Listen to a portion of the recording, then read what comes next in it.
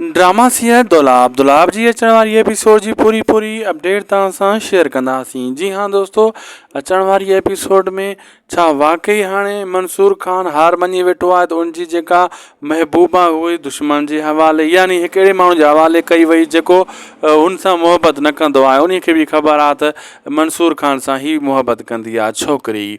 हाणे इन्हनि जो आख़िर हल कीअं निकिरंदो? छा ड्रामो हाणे सौ ते जॾहिं ख़तमु थींदो बसि ईअं ई ख़तमु थींदो? न दोस्तों, इहा छोकिरी अली खान हिकु चकर तलाक इन खे ॾींदो। तलाक ॾियण खां पोइ जेको आहे इहा वरी मंसूर खान ॾे फिरी गिरी वञी छोकिरी मंसूर खान खे मिलंदी।